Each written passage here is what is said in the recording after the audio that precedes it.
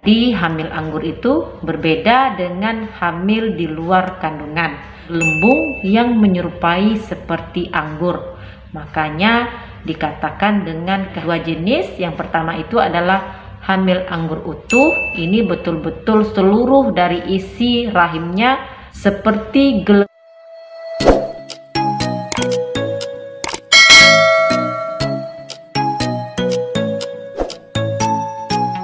Assalamualaikum warahmatullahi wabarakatuh.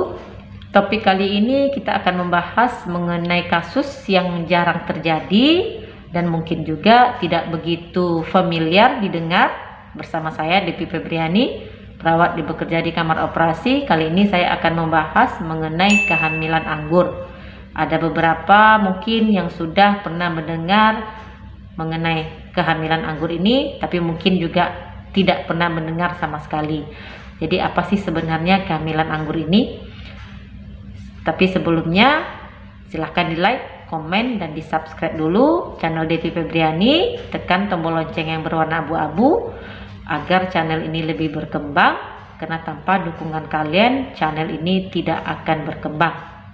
Oke, kita lanjut saja ke pembahasan kehamilan anggur. Kehamilan anggur ini istilah medisnya dinamakan dengan molahidatidosa.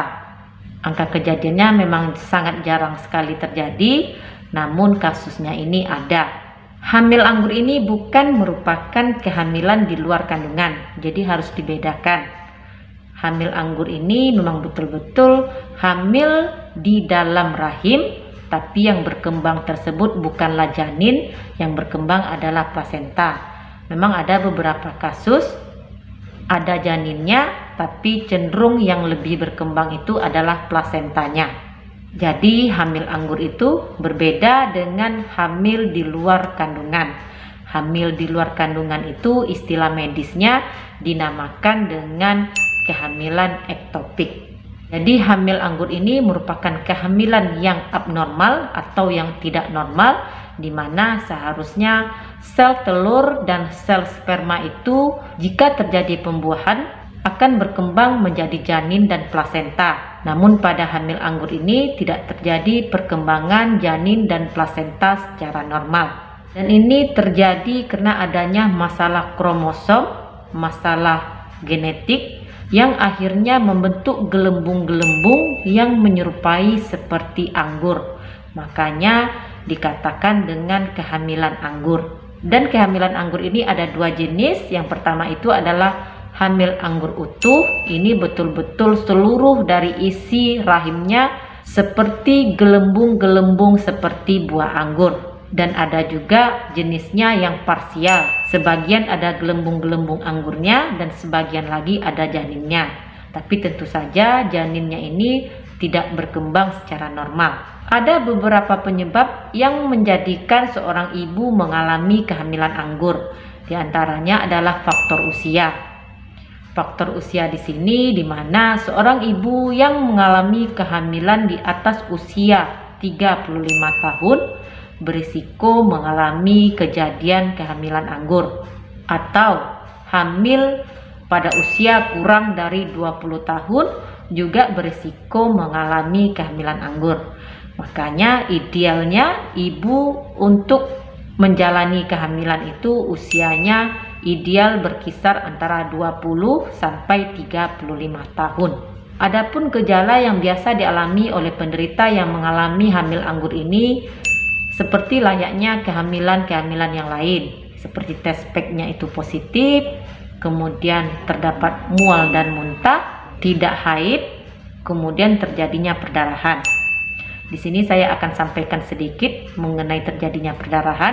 Jadi ada 3 kategori penyakit kebidanan yang bisa terdeteksi dari perdarahan perpaginam. Di antaranya itu adalah tentu saja risiko keguguran, kemudian terjadinya kehamilan anggur, kemudian terjadinya kehamilan ektopik. Jadi 3 masalah tersebut penderita bisa mengalami perdarahan perpaginam.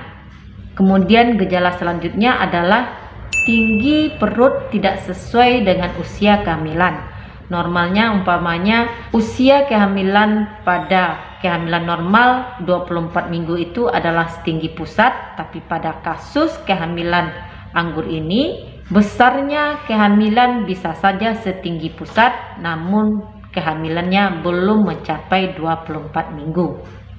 Dan gejala pasti yang dialami oleh penderita hamil anggur ini tentu saja mengalami perdarahan, di mana perdarahannya ini terdapat gelembung-gelembung air seperti buah anggur. Dan jika dokter melakukan pemeriksaan ultrasonografi atau USG, maka akan terlihat gambaran badai salju atau snowtone. Penanganan yang dilakukan pada kasus hamil anggur ini adalah dengan dilakukan tindakan kuretase suction, yaitu dengan mengeluarkan seluruh isi-isi dari hamil anggur ini keluar dari dalam rahim. Kemudian harus dilakukan monitoring secara ketat, karena beberapa kasus dari kehamilan anggur ini bisa mengarah ke keganasan, sehingga penderita setelah mengalami hamil anggur harus berkonsultasi secara kontinu dengan dokter kandungan.